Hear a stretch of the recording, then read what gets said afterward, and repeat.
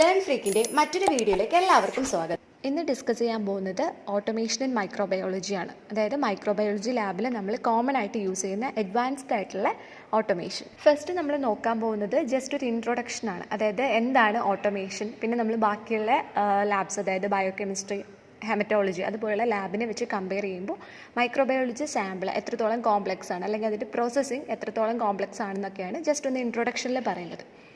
ഇപ്പം നമ്മൾ മാനുവലി ചെയ്യുന്നതും അതുപോലെ തന്നെ ഒരു സിസ്റ്റം കൺട്രോൾ ചെയ്യുന്നതുമായിട്ടുള്ള ഒരുപാട് ഡിഫറൻസ് ഉണ്ട്. അതായത് ഇപ്പോൾ നമ്മളൊരു പ്രോസസ്സ്, ഒരു ബയോകെമിക്കൽ റിയാക്ഷനോ നമ്മളൊരു സിസ്റ്റത്തിൻ്റെ ഹെൽപ്പോട് ചെയ്യുന്നതും അതുകൊണ്ട് തന്നെ മാനുവലി ചെയ്യുന്നതും തമ്മിൽ ഒരുപാട് വ്യത്യാസമുണ്ട്. അതായത് ഇപ്പോൾ ഒരു സിസ്റ്റം ഓപ്പറേറ്റ് ചെയ്യുന്നതോ അല്ലെങ്കിൽ ഒരു പ്രോസസ്സ് കൺട്രോൾ ചെയ്യുന്നതോ ആണെന്നുണ്ടെങ്കിൽ അവിടെ ഹ്യൂമൻ ഇൻ്റർവെൻഷൻസ് കുറവായിരിക്കും. അതായത് ഹ്യൂമൻ്റെ ഇടപെടൽ അവിടെ കുറവായിരിക്കും, കാരണം അതെല്ലാം കൺട്രോൾ ചെയ്യുന്നത് മെഷീനായിരിക്കും. അപ്പോൾ നമ്മൾ ബാക്കിയുള്ള ഇപ്പോൾ ഞാൻ പറഞ്ഞ പോലെ തന്നെ മൈക്രോബയോളജി അല്ലെങ്കിൽ ഹെമറ്റോളജി സ്പെസിമെനെ വെച്ച് കമ്പയർ ചെയ്യുമ്പോഴത്തേക്കും മൈക്രോബയോളജി സ്പെസിമെൻ എന്ന് പറയുന്നത് കോംപ്ലക്സ് ആണ്. ഇപ്പോൾ എക്സാമ്പിൾ പറയുകയാണെന്നുണ്ടെങ്കിൽ blood, sterile body fluids, tissue, urine, catheter tips, respiratory tract specimen, ഇതൊക്കെ തന്നെ കുറച്ച് കോംപ്ലക്സ് ആയിട്ടുള്ള സ്പെസിമെൻസ് ആണ്. അതുപോലെ തന്നെ നമുക്ക് മൈക്രോബയോളജി സ്പെസിമെൻ കളക്ട് ചെയ്തിട്ട് അത് ട്രാൻസ്പോർട്ട് ചെയ്യണമെന്നുണ്ടെങ്കിൽ വൈഡ് വെറൈറ്റി ട്യൂബ്സിൻ്റെ ഹെൽപ്പ് കൂടെ വേണം. അതിന് എക്സാമ്പിൾ പറയുകയാണെന്നുണ്ടെങ്കിൽ യൂറിൻ ട്രാൻസ്പോർട്ട് ട്യൂബ്സ്, പിന്നെ സ്വാബ് കളക്ട് ചെയ്യാൻ വേണ്ടിയിട്ടുള്ള വെറൈറ്റി ആയിട്ടുള്ള ഡിവൈസസ്, അതുപോലെ തന്നെ ലോവർ റെസ്പിറേറ്ററി ട്രാക്ട് എന്നുള്ള സ്പെസിമെൻ കളക്ഷൻ, ഇതിനൊക്കെ തന്നെ നമുക്ക് ഡിഫറെൻറ്റ് വെറൈറ്റി ഓഫ് ട്യൂബ്സ് ആവശ്യമാണ് മൈക്രോബയോളജി സ്പെസിമെൻ്റെ കേസിൽ. തുടക്കത്തിൽ നമ്മളിപ്പോൾ ബയോകെമിസ്ട്രി ലാബ് അല്ലെങ്കിൽ ഹെമറ്റോളജി ലാബിനെ വെച്ച് കമ്പയർ ചെയ്ത് നോക്കുമ്പോൾ മൈക്രോബയോളജി ലാബിൽ ഓട്ടോമേഷൻ കുറവായിരുന്നു. അതിൻ്റെ മെയിൻ ആയിട്ടുള്ള 2 റീസൺസ് എന്ന് പറയുന്നത്, ഒന്ന് കോസ്റ്റ് തന്നെയാണ്. ഓട്ടോമേഷൻ ആകുമ്പോൾ അത്യാവശ്യം കോസ്റ്റ് ഉണ്ടാവും, അതാണ് ഒന്നാമത്തെ റീസൺ എന്ന് പറയുന്നത്. പിന്നെ ഉള്ളതെന്ന് വെച്ചാൽ ക്വാളിറ്റി ഇഷ്യൂസാണ്. ഇപ്പോൾ ഉള്ള 2 ടെക്നോളജിക്കൽ ഇന്നൊവേഷൻസ്, ഏറ്റവും ഇമ്പോർട്ടൻ്റ് ആയിട്ടുള്ള 2 ടെക്നോളജിക്കൽ ഇന്നൊവേഷൻസ് ആണ്. ഒന്ന് മാൽഡിടോഫിൻ്റെ എമർജൻസ്. മാൽഡിടോഫ് എന്ന് പറയുമ്പോൾ matrix assisted laser desorption or ionisation time of flight, അതിൻ്റെ എമർജൻസും. രണ്ടാമത്തെന്ന് പറയുന്നത് LBSTയുടെ ഇൻട്രൊഡക്ഷനുമാണ്, അതായത് liquid based swab transport devices. First നമുക്ക് നോക്കാനുള്ളത് മാൽഡിടോഫിനെ പറ്റിയിട്ടാണ്. അപ്പോൾ മാൽഡിടോഫിൻ്റെ ഫുൾ ഫോം എന്ന് പറയുന്നത് matrix assisted laser desorption or ionisation time of flight. അപ്പോൾ ഈ ഒരു ഫോമിൽ നിന്ന് തന്നെ നമുക്ക് മനസ്സിലാവും ആ ഒരു ഇതിൽ നടക്കുന്ന എൻ്റെ പ്രോസസ്സിൻ്റെ ഏകദേശം ഒരു ഐഡിയ. അപ്പോൾ ഈ മാൽഡി എന്ന് പറയുന്ന ടേം നെയിം ചെയ്തത് ഫ്രാൻസ് ഹില്ലൻകാമ്പ് എന്ന് പറയുന്ന ഒരു സയൻറ്റിസ്റ്റാണ് 1985. ഇനി നമുക്ക് ഡീറ്റെയിൽ ആയിട്ട് നോക്കാം എന്തൊക്കെയാണ് മാൽഡിടോഫിൽ നടക്കുന്നതെന്നുള്ളത്. അപ്പോൾ ഫസ്റ്റ് നമുക്ക് എന്ന് തന്നെ സ്റ്റാർട്ട് ചെയ്യാം. മാൽഡിയുടെ എന്ന് പറയുന്നത് മെട്രിക്സ് ആണ്. അപ്പോൾ മെട്രിക്സ് ആൻഡ് സാമ്പിൾ പ്രിപ്പറേഷനാണ് നമുക്ക് നെക്സ്റ്റ് നോക്കാനുള്ളത്. അപ്പോൾ മെട്രിക്സ് എന്ന് പറയുന്നത് ഇനി പറയുന്ന ഏതെങ്കിലും ഒരു ക്രിസ്റ്റലൈസ്ഡ് മോളിക്യൂൾ ആയിരിക്കും. ഒന്നുകിൽ അത് 3,5-ഡൈമെത്തോക്സി 4-ഹൈഡ്രോക്സി സിനാമിക് ആസിഡ്, അതല്ലാന്നുണ്ടെങ്കിൽ ആൽഫ സൈനോ 4-ഹൈഡ്രോക്സി സിനാമിക് ആസിഡ്, അതല്ലാന്നുണ്ടെങ്കിൽ 2,5-ഡൈഹൈഡ്രോക്സി ബെൻസോയിക് ആസിഡ്. ഇതിലേതെങ്കിലും ഒരു ക്രിസ്റ്റലൈസ്ഡ് മോളിക്യൂളാണ് നമ്മൾ മെട്രിക്സ് ആയിട്ട് മാൽഡിടോഫിൽ യൂസ് ചെയ്യുന്നത്. ഫസ്റ്റത്തെ സ്റ്റെപ്പ് എന്ന് പറയുന്നത് ഈ മെട്രിക്സിനെ ഹൈലി പ്യൂരിഫൈഡ് വാട്ടറും ഓർഗാനിക് സോൾവെൻറ്റ് എന്ന് പറയുന്നത് എയ്തർ നമുക്ക് അസറ്റോ നൈട്രൈൽ യൂസ് ചെയ്യാം അല്ലെങ്കിൽ എഥനോൾ യൂസ് ചെയ്യാം. അപ്പോൾ ഇത് വെച്ചിട്ട് എന്ത് ചെയ്യാം, മിക്സ് ചെയ്യാം. മെട്രിക്സിനെ ഹൈലി പ്യൂരിഫൈഡ് വാട്ടറും ഓർഗാനിക് സോൾവെൻറ്റും വെച്ചിട്ട് മിക്സ് ചെയ്യുക. അനലൈറ്റ് എന്ന് പറയുന്നത് ഒന്നുകിൽ ഹൈഡ്രോഫിലിക് ആവാം അല്ലെങ്കിൽ ഹൈഡ്രോഫോബിക് ആവാം. അതിനുശേഷം ഈ സൊല്യൂഷനെ നമ്മൾ ട്രൈഫ്ലൂറോ അസറ്റിക് ആസിഡ്, അതായത് TFA എന്ന് പറയും, ട്രൈഫ്ലൂറോ അസറ്റിക് ആസിഡുമായിട്ട് മിക്സ് ചെയ്യുന്ന സമയത്ത് അവിടെ അയോൺസ് ജനറേറ്റ് ചെയ്യുകയാണ് ചെയ്യുന്നത്. ഇതാണ് ഇവിടുത്തെ നടക്കുന്ന പ്രൊസീജിയർ എന്ന് പറയുന്നത്. ഇനി പ്രോപ്പർട്ടീസ്, അതായത് ഒരു മെട്രിക്സിന് ആവശ്യമായിട്ടുള്ള എസെൻഷ്യൽ ആയിട്ടുള്ള പ്രോപ്പർട്ടീസ്, മെയിനായിട്ടും 4 പ്രോപ്പർട്ടീസാണ് നമ്മളിവിടെ പറയുന്നത്. ഫസ്റ്റത്തത് ഏറ്റവും ഇമ്പോർട്ടൻ്റ് ആയിട്ടൊരു പ്രോപ്പർട്ടിയാണ് മൊളിക്കുലാർ വെയ്റ്റ്. അതായത് ഒരു മെട്രിക്സിന്, മാൽഡിടോഫിൽ നമ്മൾ യൂസ് ചെയ്യുന്ന മെട്രിക്സിന് ലോ മൊളിക്കുലാർ വെയ്റ്റ് ആയിരിക്കണം. അതായത് അവിടെ വേപ്പറൈസേഷൻ ഈസി ആയിട്ട് നടക്കാൻ വേണ്ടിയിട്ടാണ് നമ്മൾ ലോ മൊളിക്കുലാർ വെയ്റ്റ് ഉള്ള മെട്രിക്സ് തന്നെ യൂസ് ചെയ്യണമെന്ന് പറയുന്നത്. പിന്നെ അസിഡിക് ആയിരിക്കണം, അതായത് ഒരു പ്രോട്ടോൺ സോഴ്സ് ആയിട്ട് ആക്ട് ചെയ്യണം. അവിടെ അനലൈറ്റിൻ്റെ അയണൈസേഷനെ എൻകറേജ് ചെയ്യാൻ വേണ്ടിയിട്ടാണ് നമ്മൾ അസിഡിക് ആയിട്ടുള്ള മെട്രിക്സിനെ യൂസ് ചെയ്യുന്നത്. പിന്നെ അതുപോലെ തന്നെ UVയിൽ അല്ലെങ്കിൽ ഇൻഫ്രാറെഡിൽ സ്ട്രോങ് ഓപ്റ്റിക്കൽ അബ്സോർപ്ഷനും ഉണ്ടായിരിക്കണം. അതുപോലെ തന്നെ അതിലൊരു ക്രോമോഫോർ, ടിപ്പിക്കലി ഒരു ക്രോമോഫോറും ഉണ്ടായിരിക്കണം. ഇതൊക്കെയാണ് മെയിനായിട്ടും ഒരു മെട്രിക്സിന് വേണ്ടിയിട്ടുള്ള പ്രോപ്പർട്ടീസ് എന്ന് പറയുന്നത്. ഇനി നമുക്ക് ഡീറ്റെയിൽ ആയിട്ടുള്ള പ്രൊസീജിയർ നോക്കാം. ഫസ്റ്റ് നമ്മൾ എന്താ പറഞ്ഞത്, മെട്രിക്സ് ഓർഗാനിക് സോൾവെൻറ്റ് അതുപോലെ തന്നെ ഹൈലി പ്യൂരിഫൈഡ് വാട്ടറുമായിട്ട് മിക്സ് ചെയ്തു, എന്നിട്ട് ആ സൊല്യൂഷൻ നമ്മൾ ട്രൈഫ്ലൂറോ അസറ്റിക് ആസിഡുമായിട്ട് മിക്സ് ചെയ്തു എന്നുള്ളത്. ഇങ്ങനെയുള്ള മെട്രിക് സൊല്യൂഷൻ മിക്സ്ചറിനെ നെക്സ്റ്റ് നമ്മൾ അനലൈറ്റുമായിട്ടാണ് മിക്സ് ചെയ്യുന്നത്. അനലൈറ്റിൻ്റെ ഒരു എക്സാമ്പിളാണ് പ്രോട്ടീൻ എന്ന് പറയുന്നത്. അപ്പോൾ ഈ അനലൈറ്റിൻ്റെ ഒരു പ്രത്യേകത എന്ന് പറയുന്നത് ഒന്നുകിൽ അത് ഹൈഡ്രോഫിലിക് ആയിരിക്കും അല്ലെങ്കിൽ ഹൈഡ്രോഫോബിക് ആയിരിക്കും. ഹൈഡ്രോഫിലിക് എന്ന് പറഞ്ഞാൽ എന്താണ്? വാട്ടറിൽ ഡിസോൾവ് ചെയ്യുന്നതായിരിക്കും. ഹൈഡ്രോഫോബിക് എന്ന് പറയുന്നത് ഓർഗാനിക് സോൾവെൻറ്റിലായിരിക്കും ഡിസോൾവ് ആവുന്നത്. അങ്ങനെ ഈ മെട്രിക് സൊല്യൂഷൻ മിക്സ്ചറിനെ നമ്മൾ അനലൈറ്റുമായിട്ട് മിക്സ് ചെയ്തു. അതിനുശേഷം നമ്മൾ എന്ത് ചെയ്യും? ഒരു മെറ്റൽ പ്ലേറ്റിനെ നമ്മൾ പറയുന്നത് മാൽഡി പ്ലേറ്റ് ആണ്. അതിലേക്ക് സ്പോട്ട് ചെയ്യും. അവിടെ ലേസർ ലൈറ്റ് വന്നിട്ട് ഫോൾ ചെയ്തിട്ട് ആ സോൾവെൻറ്റിലേക്ക് എന്ത് ചെയ്യും? ലേസർ ലൈറ്റ് ഫോൾ ചെയ്യും. എന്നിട്ട് അവിടെ വേപ്പറൈസേഷൻ നടക്കും. ലാസ്റ്റ് എന്തായിട്ട് മാറും? ഒരു റീക്രിസ്റ്റലൈസ്ഡ് മാട്രിക്സ് ആയിട്ടാണ് മാറുന്നത്. അതാണ് ഇവിടെ നടക്കുന്ന ഒരു പ്രൊസീജിയർ. എൻ്റെ പ്രൊസീജിയർ എന്ന് പറയുന്നത് ഇതാണ്. മാൽഡി ടോഫിൽ നമ്മൾ യൂസ് ചെയ്യുന്ന ലേസർ എന്ന് പറയുന്നത് ഒന്നുകിൽ UV ലേസേഴ്സ് ആവാം, അല്ലാന്നുണ്ടെങ്കിൽ ട്രിപ്ലെറ്റ് അല്ലെങ്കിൽ ക്വാഡ്രിപ്ലെറ്റ് യാഗ് ലേസേഴ്സും ആവാം. നെക്സ്റ്റ് നോക്കാനുള്ളത് അയണൈസേഷൻ മെക്കാനിസം ആണ്. അയണൈസേഷൻ മെക്കാനിസം എന്ന് പറയുന്നത് ഇവിടെ എങ്ങനെയാണ് ആ ഒരു പ്രോസസ്സ് നടക്കുന്നത്? നമ്മൾ ഓൾറെഡി പറഞ്ഞു. ഫസ്റ്റ് നമ്മൾ മെട്രിക്സിനെ അനലൈറ്റുമായിട്ട് മിക്സ് ചെയ്ത് കഴിഞ്ഞിട്ട് അതൊരു മാൽഡി പ്ലേറ്റിലേക്ക് സ്പോട്ട് ചെയ്തു. അവിടെ ലേസർ വന്ന് ഫോളോ ചെയ്യാണ് ചെയ്യുന്നത്. പിന്നെ നടക്കുന്ന അയണൈസേഷൻ മെക്കാനിസം എന്ന് പറയുന്നത് ഈ ലേസർ വന്നിട്ട് ആ മെട്രിക്സ് ക്രിസ്റ്റലിൽ ഫിക്സ് ആവുകയാണ് ചെയ്യുന്നത്. അപ്പോൾ ഈ മെട്രിക്സ് എന്ത് ചെയ്യും? ആ ലേസർ എനർജി അബ്സോർബ് ചെയ്യാന്ന് വെച്ചിട്ടുണ്ടെങ്കിൽ അവിടെ പ്രോട്ടോൺ ആഡ് ചെയ്യാണ് ചെയ്യുന്നത്. അതിനുശേഷം ഈ കിട്ടിയ എനർജിയിലെ അത് മെട്രിക്സ് അനലൈറ്റിലേക്ക്, അതായത് ആ പ്രോട്ടോണിനെ അനലൈറ്റിലേക്ക് ട്രാൻസ്ഫർ ചെയ്ത് കൊടുക്കും. അങ്ങനെ എന്ത് സംഭവിക്കും? ഈ അനലൈറ്റിന് കിട്ടുന്ന സമയത്ത് അത് ചാർജ്ഡ് ആവുക എന്ന് വെച്ചിട്ടുണ്ടെങ്കിൽ അവിടെ അത് അയണൈസ്ഡ് ആയി. അതാണ് അവിടെ നടക്കുന്ന അയണൈസേഷൻ മെക്കാനിസം എന്ന് പറയുന്നത്. അപ്പോൾ ഇത്രയും പ്രൊസീജിയർ കഴിയുമ്പോൾ നമുക്ക് mass to charge ratio analyse ചെയ്യാൻ പറ്റും. അതോടൊപ്പം തന്നെ ഓരോ അയണിൻ്റെയും ക്വാണ്ടിറ്റിയും സെപ്പറേറ്റ് ആയിട്ട് മെഷർ ചെയ്യാൻ പറ്റും. അപ്പോൾ ഇത്രയും കഴിഞ്ഞിട്ട് നമുക്ക് ആ അയൺസിനെ ഒബ്സർവ് ചെയ്യാനും പറ്റുന്നതായിരിക്കും. അപ്പോൾ ഇത്രയാണ് മാൽഡി എന്ന് പറയുന്നത്, matrix assisted laser desorption or ionisation. ഇനി നോക്കാനുള്ളത് ടൈം ഓഫ് ഫ്ലൈറ്റ്, അതായത് ടോഫ്. നമ്മൾ മാൽഡിയിൽ മോസ്റ്റ് വൈഡായിട്ട് യൂസ് ചെയ്യുന്ന മാസ് സ്പെക്ട്രോമീറ്റർ ഏതാണെന്ന് ചോദിച്ചിട്ടുണ്ടെങ്കിൽ അതിൻ്റെ ആൻസറാണ് ടോഫ് എന്ന് പറയുന്നത്. TOF means time of flight mass spectrometer. അതുപോലെ തന്നെ നോർമൽ മാൽഡി ഉണ്ട്, അറ്റ്മോസ്ഫെറിക് മാൽഡി ഉണ്ട്. അതിൽ നോർമൽ മാൽഡി വർക്ക് ചെയ്യുന്നത് വാക്വത്തിലാണ്.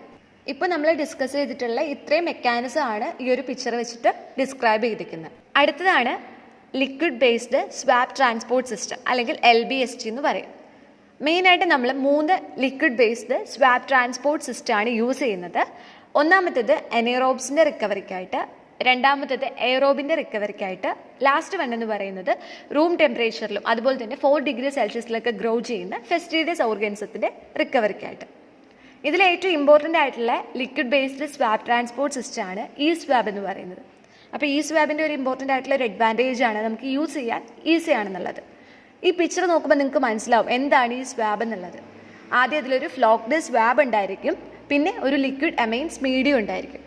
ഈ ഫ്ലോക്ക്ഡ് സ്വാബ് വെച്ചിട്ടാണ് നമ്മൾ പേഷ്യൻറ്റിൻ്റെ സാമ്പിൾ കളക്ട് ചെയ്യുന്നത്. അതിനുശേഷം എന്ത് ചെയ്യും? ഈ സ്വാബ് ട്യൂബിലേക്ക് പ്ലേസ് ചെയ്യും.